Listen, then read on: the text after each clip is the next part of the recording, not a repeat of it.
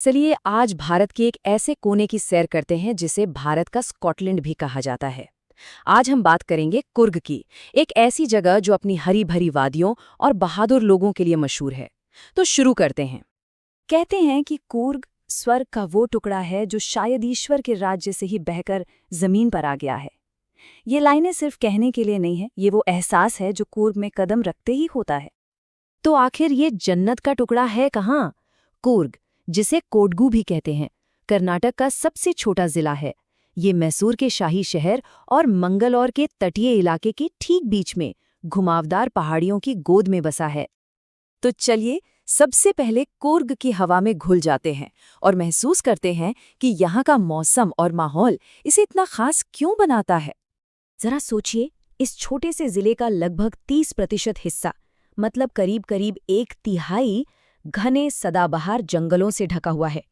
यही वजह है कि यहाँ की हवा में एक अलग ही ताजगी है और चारों तरफ बस हरियाली ही हरियाली है।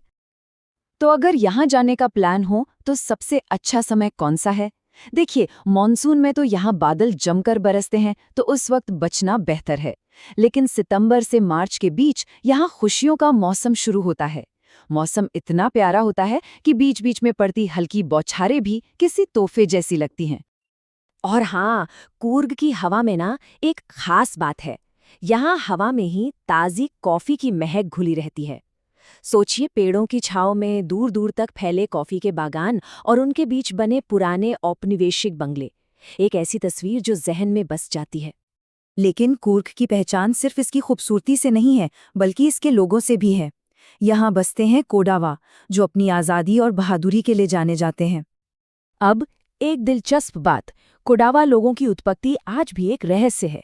2 थ्योरीज हैं। एक कहती है कि ये लोग सिकंदर की सेना के वंशज हैं जो वापस नहीं जा सके और यहीं बस गए, और दूसरी थ्योरी इन्हें अरबी वंश का बताती है, जिसका सबूत इनकी पारंपरिक पोशाक में छिपा है। ये जो अरबी वंश वाली थियरी है ना, उससे और मजबूती मिलती है इनकी पारंपरिक पोशाक से।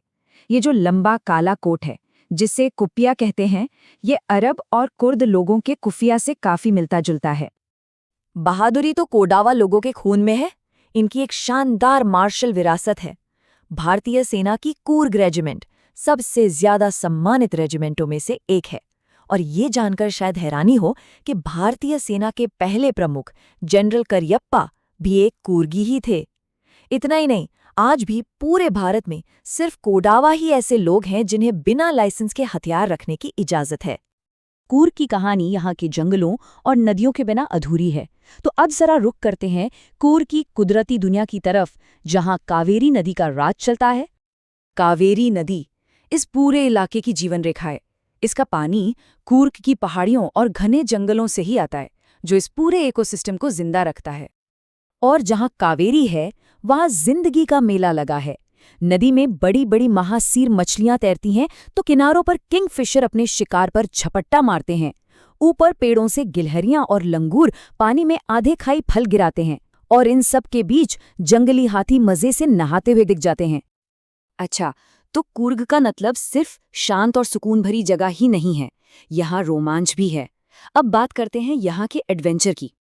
कहते हैं कि यहाँ की हवा में कुछ ऐसा है कि सबसे शांत स्वभाव के लोग भी हाई एनर्जी एडवेंचर के दीवाने हो जाते हैं। मतलब शांति और रोमांच का एक जबरदस्त कॉम्बिनेशन। तो एडवेंचर के शौकीनों के लिए यहाँ क्या क्या है? नदियों में रिवर राफ्टिंग और किनोइंग कर सकते हैं, चट्टानों पर रैपलिंग और रॉक क्लाइंबिंग का मजा ले सकते हैं, या फिर पहाड़ों पर माउंटेन बाइक चला सकते हैं। और अगर पैदल चलना पसंद है तो यहाँ के अनगिनत ट्रैकिंग ट्रेल्स तो हैं ही। रोमांच के बाद अब वापस कूर्ग के उस पहलू की ओर चलते हैं जो मन को सुकून देता है।